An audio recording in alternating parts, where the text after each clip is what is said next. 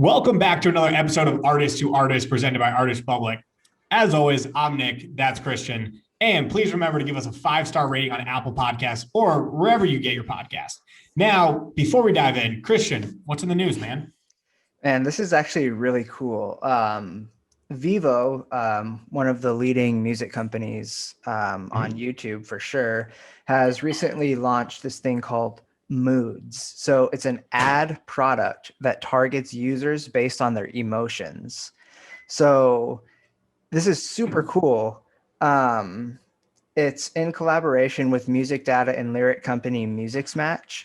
And basically what it does is it assigns a mood to each Vivo video's metadata tag. And this enables brands using the advertising platform to target their viewers based on their emotions. For right now, the palette of moods that they offer include fun, heartfelt, impassioned, and empowering. And they say that they're going to be rolling out new moods over the coming months. I think that's awesome. Fair. Yeah, this is sweet. That actually goes into a meeting with a company that I had this past week. Shout out, if you haven't heard of this company, you probably will. It's called Audible Reality. I think I've sent you them. They're a 3D audio company, and they allow people to create vibes. And so you can add different vibes to a song and basically take that song and make it different vibes for different moods. And, they are completely changing how people listen to music based on moods. And now you're having platforms target based on moods. And moods has been a big thing. I've noticed even with us launching our sound store, you can search beats by the mood of that beat. Mm-hmm. And I think that's a great way that the music industry really hasn't embraced that they need to, because music is a mood.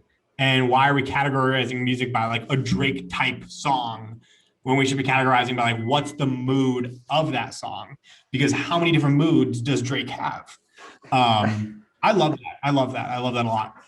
Yeah, I think it's really cool. And for those listening, by the time that this episode has come out, we do have an article on our blog that is going to be talking exactly about this. So be on the lookout for that at blog.artistrepublic.com.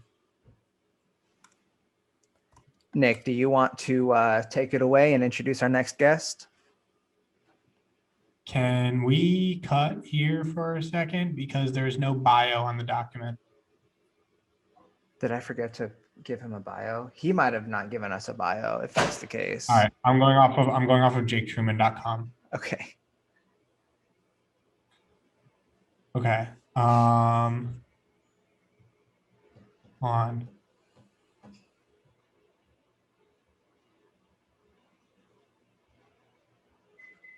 All right, we're diving in.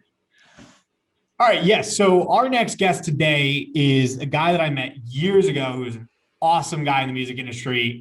He was a vice president of actually new business development at TuneCore, which surprisingly you would think, hey, TuneCore, why are they on an Artist Public podcast? Exactly. We love talking with other people in the music industry, whether they're competitive companies or not. He was a vice president of new business development at TuneCore. He has a bunch of experience both in, creating podcasts, creating, a bunch of different stuff, managing a bunch of money in sales and marketing, and truly an inside and out, both a businessman and also a music businessman. And so with that, let's bring on Jake and, let's see what he brings to the table today. Well, definitely, first off, let me know next time you're on Clubhouse. We got no room, first off. Yeah, we never are on the same time. It's like I always look and it's always like 30 minutes ago. Nick was there. Like, all right, well, next time. But yeah, absolutely. In fact, there are quite a few times there are. I think they still need to figure out a way to kind of make this happen. But like each person that's on here kind of finds like a special event or like some type of room that's like a really good, impactful room to go to. But there's no one kind of coordinating all of the best things happening for artists. So it'd almost be like if you guys could have like almost like a schedule of like these are the can't miss Clubhouse rooms, or like even as they're happening, because there's been some rooms. Put that on the blog. It's a good idea. It's a great idea. They don't even have like a title to them, and you'll just get pulled into it, and it'll be like fucking top producers or whatever. All of a sudden, like having this great conversation. You'll never find it unless you're like following one of these people because it's like a closed room. But then like once you're in, you're like, oh, I gotta get this guy in, I gotta get this guy in. So yeah, hell yeah, no, I love that. Well, so yeah, so let's dive in over here. Obviously, we'll definitely dive into Clubhouse a little bit. We had a conversation about that on another podcast. I heard it. I'd love to bring that up again, but kind of start out. Tell the people listening, a little bit about yourself. Your history in the music industry as a business person, everything, and then we'll kind of go off from there. Sure. So Jake Truman, I graduated in Suffolk in 09, and actually didn't want to. I was going to go into the Coast Guard because 2009, there was a recession. I graduated from a private university with no real direction, so I had 6 figures of student loan debt. And that was the best choice. I come from a military family, but I have a liberal psychology mentor. So I graduated with a psych degree. And she's like, you can't go, there's 2 wars going on. And I was like, look, I have no other choice. This is what the current state of the economy is. She's like, give me 24 hours. I'll get you a job interview. Promise me you'll go to it. If you don't like the job, then you can send your OCS papers in, or officer candidate school papers. I was like, all right, what's a day? She comes back the next day and she's like, how would you like to sell candy for a living? And I was like, tell me more. I'm a recent college grad. Candy sounds pretty good. Long story short, her nephew and her son had spent $3 million on the domain name candy.com. And this was in 09, e-commerce was still kind of a burgeoning new world. There hadn't been so much consolidation yet. So they ventured off to basically create an online retail wholesale candy site. So I sold anywhere from 5,000 to 6,000 different types of candy from 200 different vendors, across the US. Anyway, I was with them for about 5 years. I was their NSM and vendor coordinations director. So I helped them get to about $5 million of sales. Left there, went to Staples. At Staples, I was a process excellence manager. So I'm a Lean Six Sigma black belt, which sounds really cool like judo, but it's actually more just like a process engineer, looking for like waste reduction and optimization opportunities. I was with them at that time. I also started a fintech company called Deb. It was a direct-to-consumer debt collection app. And then from there, as I was building that, I switched over to global sourcing, managed about $100 million of spend for sales and marketing at the corporate level. I got kind of bored doing that. As an individual contributor, I was bringing $1 million to the bottom line. But it was just kind of like a resume thing. Like you can't really tout that, hey, I put $1 million on the bottom line with a lot of, bragging, because at the end of the day, you're managing $100 million. So like saving 1 million out of 100 million, like good job, but like that's not like rocket science. So I wanted to like stretch myself. So I asked to pick up basically a stretch assignment, and that ended up boiling out to the Staples Podcast Studio Network. And that was my brainchild, and kind of figuring out how do we kind of maximize the store footprint, bring something new, experiential into the store that is actually desired. And long story short on how it works is, you can basically have essentially, as the whole thing rolls out, I don't know how COVID's going to, impact all of this. I left since then, but the plan was having a podcast studio in a Staples store, let's say in like 1 to 200 locations throughout the US. And then you guys want to bring in a guest for your next podcast, you book time at their local Staples. And then they basically have a studio grade room to be able to do the interview from, with video and all that. So the coupling to add into that, Staples also has several hundred vendors that, we work with as obviously a retailer, and they're always looking for new ways to advertise. Well, podcasters are always looking for a new way to monetize. So it was a perfect marriage of being able to bring in our vendor network who want to sell to the consumer and our podcasters who are our consumer. So anyway, did that. At that point, I had to make a life choice because my girlfriend got accepted into a grad program in New York. One of only a couple programs in the world that does, a focus on transnational crime, which is super cool. And she has this whole new focus on human rights and AI. And so there's a lot to talk about there. But Staples, ironically, wouldn't allow me to work remotely.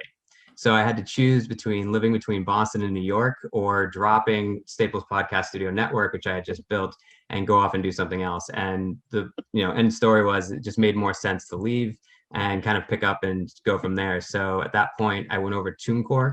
I spent about a year at TuneCore as their VP of Business Development. And then after about a year, Believe, who owns TuneCore, had finished a roll-up of my department. So I was given a severance. And at that time, I was also exiting my fintech company. So it gave me a nice little cushion. And then from that point forward, I've been doing a little bit of consulting, working both in the CPG space as well as the music tech space. I'm a strategic advisor for Project Music out of Nashville from the Entrepreneurial Center. Great place to take consideration for if you're a music tech company. And I'm now, which is currently under wraps, but working on a new music tech project that I would say in maybe the upcoming weeks and months, I'll be able to tell a lot more about. And that's a little bit about me. Yeah, that's a lot. Well, I mean, first off, I didn't even know about the Staples podcasting studio until like, I think a month ago. Someone mentioned to me, they're like, yeah, Staples has podcasts in their building. I was like, really? I didn't know that. Yeah, And when someone told me that, I was like, co-working too. yeah, I was like, that's genius. And that's always cool because like that goes into a topic that like we can get in a rabbit hole and we won't even dive into on a music podcast. But that kind of idea of like getting creative with what you have and adapting to the times because you can't just be a store anymore. Which that then now goes into, we can tie that into music. Music industry is changing every single day. Both from artists, from tech companies, from everything. So from your experience in music, you know, from a high level in so many different areas, what do you think are kind of like the best ways for artists to be unique in an oversaturated market? Just like now Staples has to be unique in that oversaturated Amazon market. You know, I might be answering this inversely to the way it was posed, but I think naturally every artist has a uniqueness that they bring to the table, right? Everyone's got a little bit different of a flair. What I've seen, sorry about that, hold on. What I've seen more often than not, as it relates to artists looking to get to the next stage of their career, it's more about following a methodology and a practice. It's the day ins and day outs of having a career as an artist that you put in the hard work. And like, I'm sure you've heard it said 1,000 times, like the overnight success takes about 10 years. It's like it takes a measure of prudence and making sure that you're following through both with your fans from an engagement standpoint, as well as from the creative aspect in the music that you create. So I think a lot of it can be overbearing to artists, and where they succeed is that uniqueness that they bring to the table. The not problem, but the challenge for them to overcome is, how do I not only have my uniqueness that differentiates me from everybody else, but how do I stick to a schedule or a work schedule essentially that allows me to continuously grow my fans and my listener base? Thinking of it much like a small business, like your listeners are your small business customer. And the more you focus on yourself as a business, the more likely it is that you'll see those logical next steps to take as an artist, because no one's going to go, well, not no one, very, very few, almost like winning the mega bucks, are going to go from nobody to Justin Bieber, right? Being found on YouTube. So the more true reality of it is that if you're actually going to make a career out of this, it's going to be a slow and steady growth over a period of time with a lot of, hard work and diligence put in to try to get to that point. So I would say, like, to kind of try to answer your question the way that you posed, it would be making sure that you have the right tools around you that maximizes your productivity so that you can allow that uniqueness to shine, and you're not spending too much of that time trying to manage the back end as well as the front. Like that. Yeah, I like that. All right, Christian, I know I started this podcast out when you normally started out, so I'm going to switch it up and I'm going to pass it over to you. Yeah, that's great. Jake, I haven't really talked much, but great to meet you. Likewise. So I really like what you said about, how in probably 99% of the cases, most artists' career growth is a overtime kind of curve. You see that everywhere.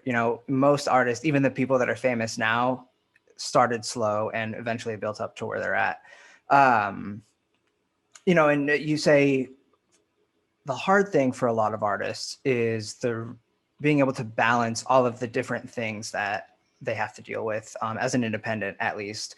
And I've always said this, and I'll always say it, is I consider the independent artists the freelance musicians of the industry, right? Where as a freelancer, you have to take hold of a whole lot of different aspects of your business, from the creative to the logistics and everything in between. So my question based on that very long rant was, where in your opinion, do you see an artist diverging from being the sole member of this freelance career to bringing on a team? So, I mean, every artist or every business, if you will, is different as it relates to what they're starting out with. Some people making music out of their basement are making it out of a $5.4 million mansion. Some are making it out of a garage of their friend's house because they don't have a space to do it, right? So like that goes the same with your network and who you become connected to.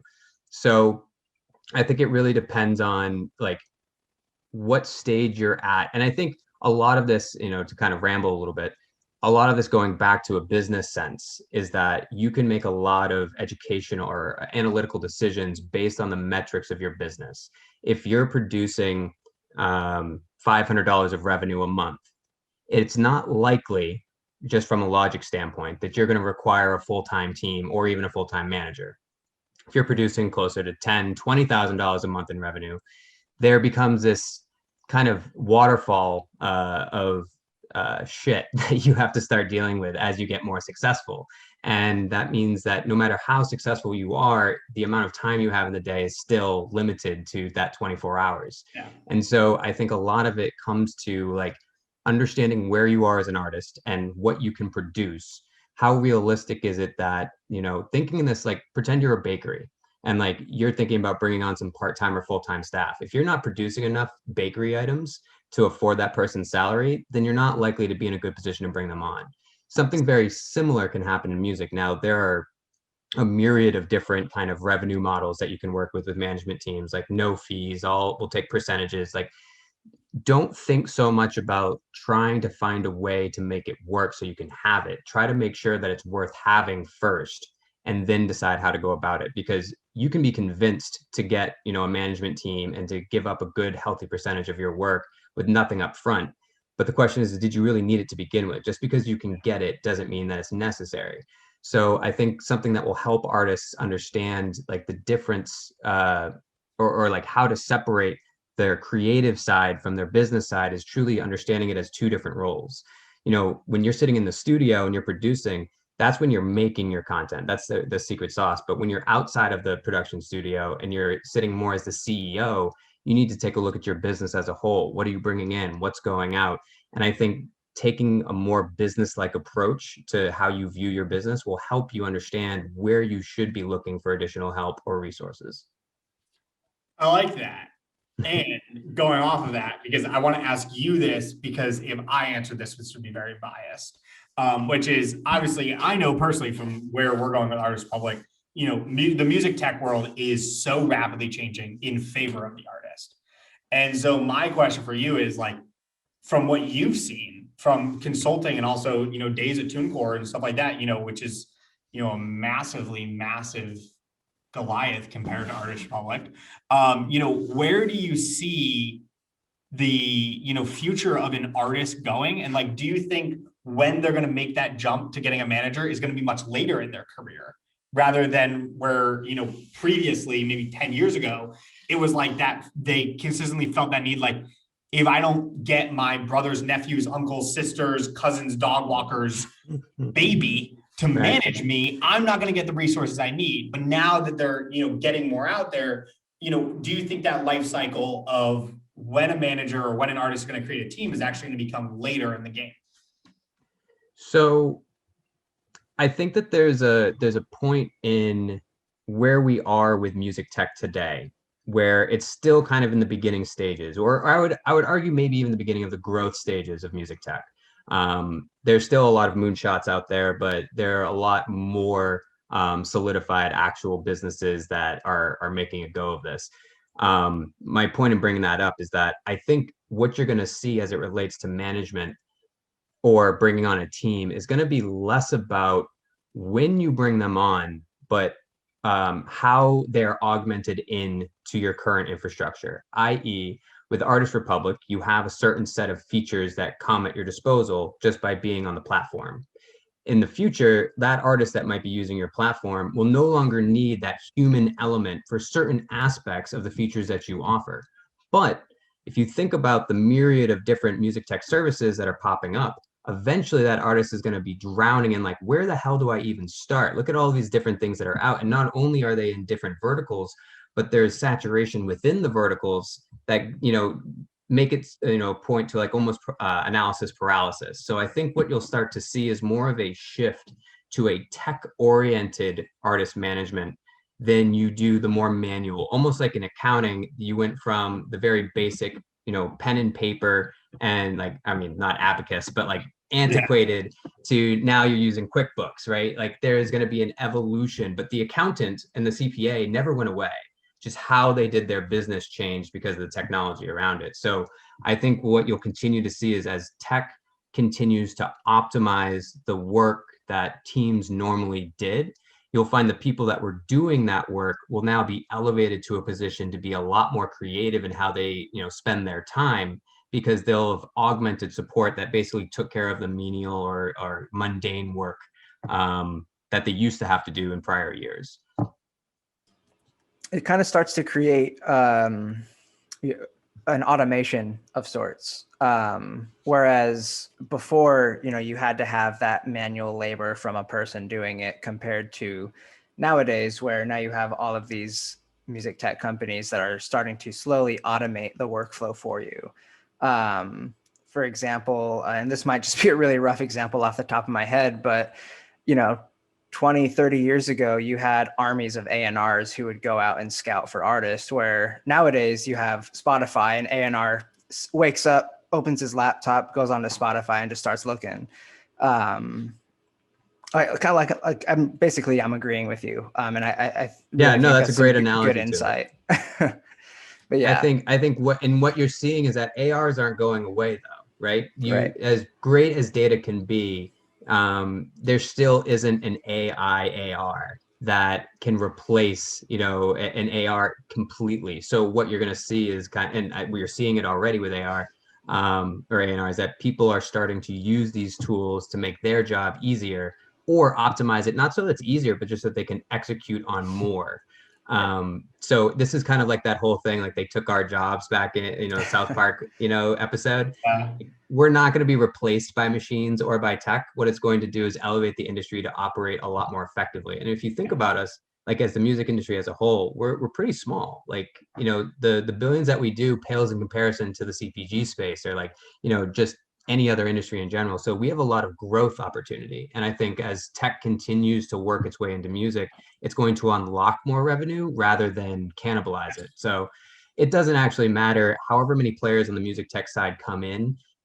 I think there's enough opportunity in the space for everybody that anyone can kind of carve out a niche and provide a good service. They just have to make sure that they're staying true to their customer base. And the revenue is a good point, because that's something that I talk to a lot with, when we talk to, business partners, investor rounds, stuff like that. And people are always like, well, what's your market? Or like, how does this market work in the music tech space? Because a lot of people really don't know the music industry inside and out. And what's interesting is, I think, is exactly that. The music industry is tiny in the sense of market cap size, in sense of revenue. You look at healthcare, that is billions and billions of dollars, and the global music industry is, I think, 2 billion. It's like, okay, very small. But in terms of people inside of it, it's actually pretty big. And what I've talked about a lot is this idea of, you look at companies like Artist Republic and TuneCore and BeatStars and all these companies coming out, enabling people to make money. And then it comes back to that count, the secondary person of that, which is the music middle class. These people that are able to make money from multiple revenue sources that they wouldn't have been able to access before. Because now artists can easily set up a store on Shopify, drop ship from California, get their streaming sent out, get a show booked, do all these little things, monetize somehow through Clubhouse. They can do all this stuff, sell beats through BeatStars while they're making it and doing it over here. Like, there's so many things that they can do. And then before they know it, it's like, okay, cool. Yeah, I'm making 20 grand a year on streaming, but I'm making 80 grand on everything else off of my brand. And now I'm comfortable. Yep. And then that's then going to go back in the music industry and just, explode it from the internally. So I didn't really have a question off that, but I did want to go into that, because I think that kind of goes off that.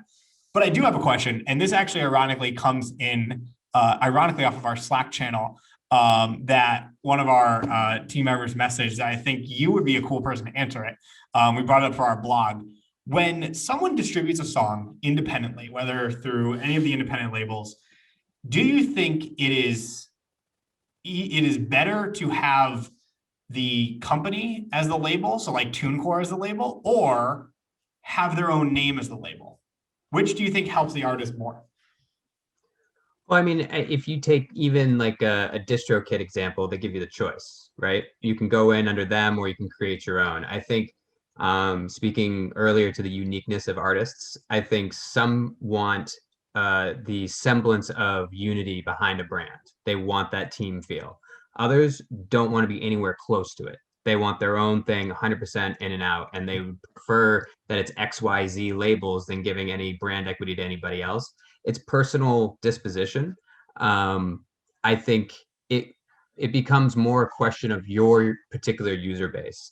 I think there's, not to go into any, specifics, but I think comparatively, if you look at one distro partner as more of a family of services where, it goes beyond the distribution aspect of it, and it's meant more of like a quasi label or management team that comes with it, I think there can be an understanding behind the artist as to why that brand would be representative. If you're living in a more transactional relationship with your distro partner and it's really just a cost to do business, and if you look at like JV deals and other situations, even with major labels, they'll work stuff out where distribution might be going through a different channel than it normally does, but it's still being repped by its standard brands or whoever's, heading up the major project. So like, I guess the answer to that is that it depends, and it's up to the vendors to decide, do you give that access to the customer to make that choice? Or is it something that you make a position on? I guess the flip side of that is if you put them under one brand or under the helm of one brand, then you've got to make sure that brand represents some type of value for them to have it, because otherwise you'll get seen as a leech rather than a value add. And so I think it's important that if you're going to try to co-brand with anybody, if somebody's pointing to that co-brand and asking the artist, why are they there? It should be a good story, not because it was contractually obligated. Yeah. And that's interesting because I've seen that with some labels where like some labels and distributions will be like, if you distribute through us, you can use our brand. Like you can do it. And then there's others that are like, when you distribute through us, we want you to be your own person. And so it's interesting on like, the artist side of like, artists may sit there and be like, well, what's the difference? And, really it has to come back to like their own value of when someone looks up your song, who do you want to have the credit behind it? Do you want it to be the distributor? Do you want it to be, the kind of platform just behind it? So with that though, we're going to break for a second. We're going to hit you with a lightning round. Okay. I'm ready for it. Couple minutes of just the most random questions in the world. Literally, we just have a list. We just pick the randomest questions off of it, and then we hit you with them. So as I pull up my list and stop. Wow. That was, I think, the greatest question I've ever landed on. How would you combat or take down Kanye West's ego? Holy shit. Is that one of those things like if it's a T-Rex and you don't move, it will like kind of go past you? And like Kanye won't know I'm here if I'm just very quiet. I guess the question would be is like, why are you combating his ego? You have to be in a really good spot to be able to, flex on Kanye, So yeah, I'm going to go with the T-Rex answer as far as combat, just no movement and let the ego go by you and then run for your life. I love that. I think that is the best question I've ever just randomly landed on. It's so relevant. That's a dangerous one for a lot of people. So I feel like I failed that one quite well. You did. All right. Christian. All right. Okay. Completely off topic. What part of a children's movie completely scarred you as a kid? You know what's crazy? Okay, so I guess Pee-wee's Big Adventure with, or actually, no, when Who Framed Roger Rabbit, when Christopher Lloyd is putting the tunes in the ooze or whatever, basically like assassinating them by dropping them in buckets. That was pretty freaky. But kind of side to that, have you guys seen the movie All Dogs Go to Heaven? Yes. Yeah. Okay. When was the last time you watched it though? When you were a kid, right? Yeah. Yeah. Go back and watch it again. You will be amazed we were allowed to watch that movie as kids. It like from everything from human trafficking to gambling to like everything about it was like not meant for kids. And we watched it the other day. And we're like, oh my God, how are we allowed to watch this shit?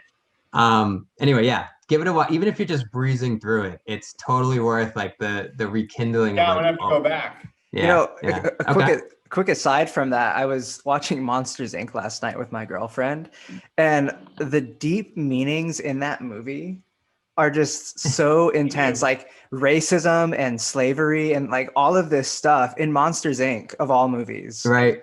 It's Right. crazy. We one night at college, we got completely wasted and watched the Lego movie. And dude, it was the deepest thing I've ever watched in my life. I was like, this is so dark. All right. Well, speaking of movie topic, another random question I landed on: who would play you if your life was based on a movie? Like if your life, yeah, there was a movie based on your life. God, who would play me?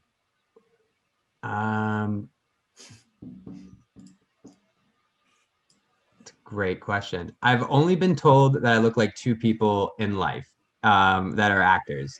And actually, one's not even an actor. One is I look up a young Martin Scorsese when he did Taxi. Look up Martin Scorsese. We're putting a picture next to your face now, the young Martin Scorsese. You should. And then the other one, unfortunately, was Mr. Bean. So that's a good one. That would be a good one. So I don't know, maybe a cross between those two. But yeah, maybe Sylvester Stallone if he's still at it. I would just like to see a completely opposite personality type play me. I'm still trying to get my girlfriend to watch Johnny English and stuff like that. She's like, no, it's so dumb. I was like, that's a classic. That is hilarious. Right, I can see why it's a tough sell though. Christian, close us off. All right, last one. If you were arrested with no explanation, what would your friends and family assume you had done? That's deep. Well, that could be a lot of things.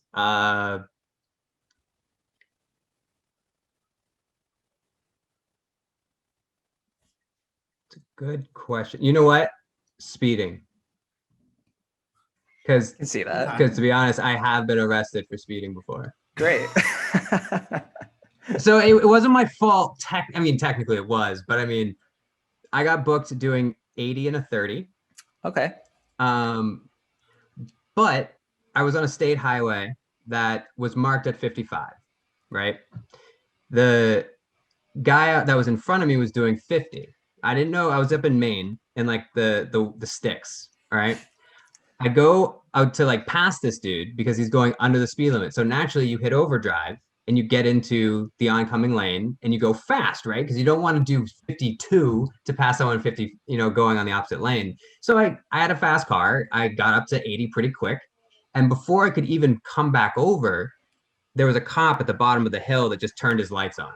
Now, what I didn't realize was I just happened to pick the one spot on the state highway that went from a 55 down to a 30 because of an intersection / bend, but there was very poor signage. So I was in overdrive passing someone doing 50, which is why I was going so fast. And he hit me for doing 80 and a 30. Luckily, I like had to go through like this whole like court thing and like community service and whatnot, and they let everything go. But it was just like, yeah, that would probably be it. In fact, I guarantee they would probably call back. Edit that down though, because that was a long explanation. We'll just say speeding. Speeding. There's also in Maine too. Like the chances of getting caught in Maine, I know. Sticks. In the sticks of Maine. Yeah. It was luck. Let's put it that way. Not the best type of luck. Yeah.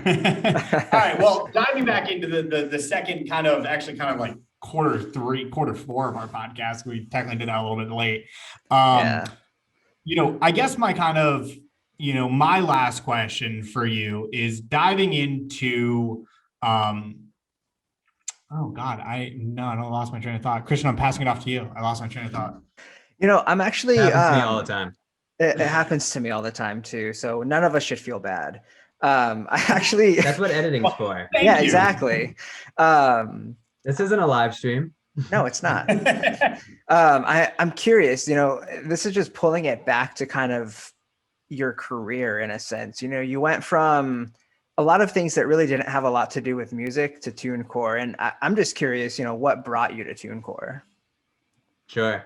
Well, there's the roundabout answers, but the shorter way to get to that is that from where I sat, I was mostly in the CPG space, consumer product goods. So staples, mostly in office supplies.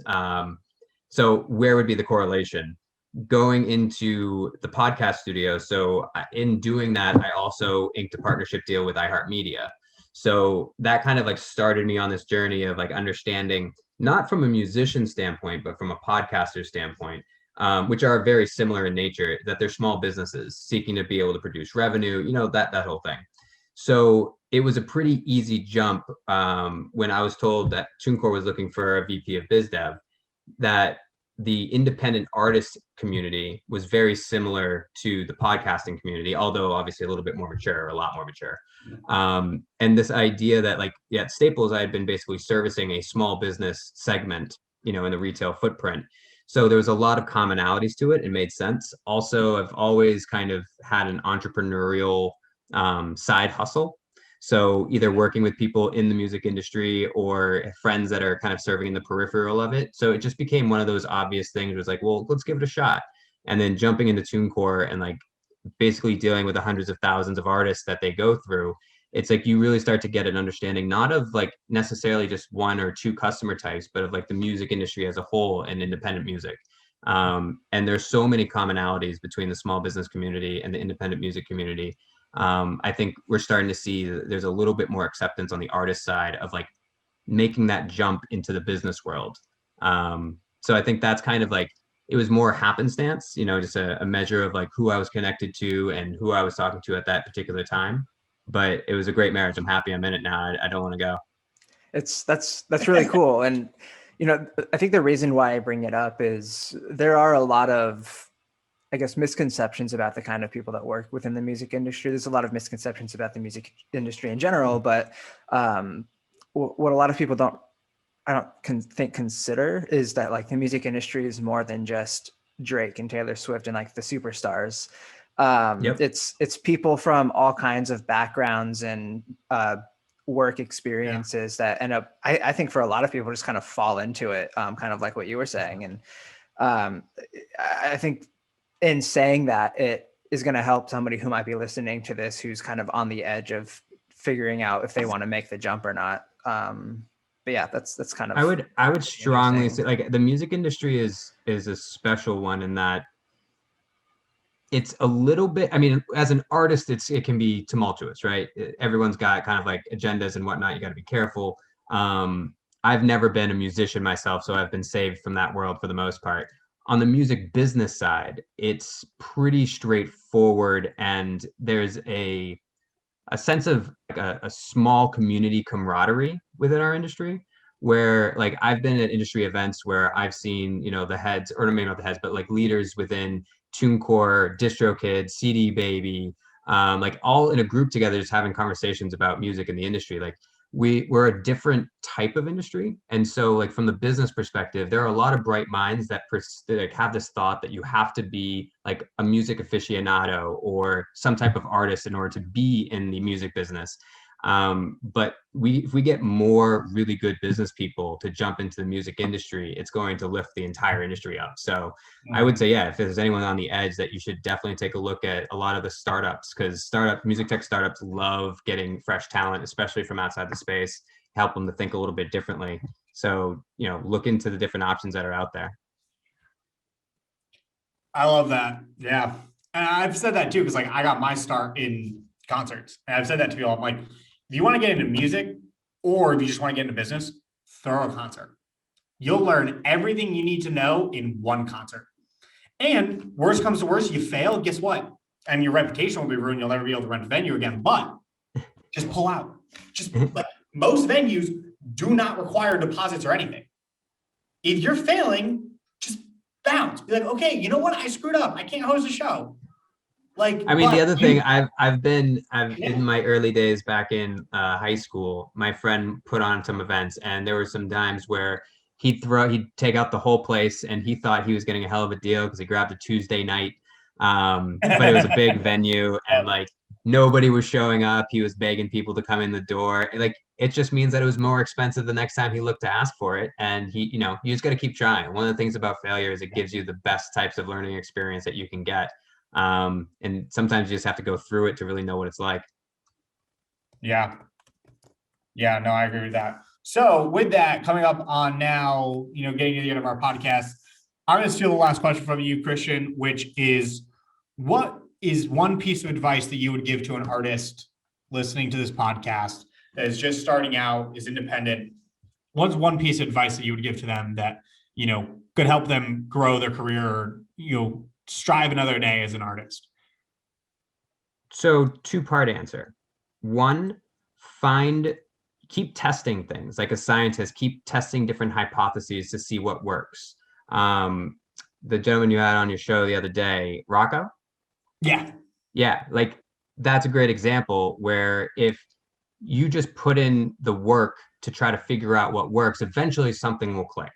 So that's one piece. The other piece is you have to expect that in all that time you're doing your R&D, you need to continue plugging along in the mundane humdrum of, fan engagement and creating new content, whether that's new music or new videos or new copy. But like that's your actual day-to-day business, is you're a content producer in whatever capacity that you're putting it out. So you need to have two hats on. One that's excitedly looking for what's going to click and what's going to work, but knowing that's not your whole job. Your whole job isn't to pop. Your whole job is to try to find what might help you pop, but at the same time, continue plugging away at your business. If you go from 10 fans on Monday to 12 fans on Tuesday to 20 fans on Friday, that's progress. Don't look at that as like, oh, I only got 8. Like if you go from 10 fans to 20 fans, a lot of people are like, well, what the hell is 10 fans? But if you look at it as I just doubled my fan base, perspective is everything. So those small wins over time, you have to give yourself that sense of accomplishment, that it's supposed to be a long haul. It's supposed to be, that's why they call it a grind. If it was easy to blow up, then everyone would be doing it. So stay focused on your day-to-day. Make sure you have a good plan of attack, a good strategy to deploy. And you can do that at any level as an artist. Sometimes you can afford to bring in bigger talent or help to do it. Otherwise, you can just have your own creative vision. Focus on that for your day-to-day and constantly be looking like a scientist, that R&D perspective for what makes you kind of pop or what gives you that edge. And whether that might be a social media platform or a way that you do content or how you perform at shows, there's going to be something. And that's going to be part of your journey, is finding out what makes you special. But don't forget about your real job, which is you're a content producer and you need to keep up with your engagement and your delivery. Awesome. I love that. I like that. I think that's going to resonate with a lot of people. Nick, I am going to let you wrap us up because we are at the time. Well, with that, thank you, Jake, for having on the podcast. I think this will be a great title of many things for this podcast. We dived into a bunch of stuff. And I think it was a great perspective from so many different angles. So yes, thank you for having on the podcast. And with that, anybody listening, if you made it this long, you will get a one-time only high five from Christian. But more importantly than that, give us a 5-star rating on Apple Podcasts. We would greatly appreciate it. And if you do give us a 5-star rating, because I haven't given out these prizes in a little bit, if you do give us a 5-star rating, this week, Christian will mail you an exact replica of the eyeglasses he's wearing tonight. So make sure, give us a 5-star rating, and maybe you'll get an exact replica. So with that, we will see you next week.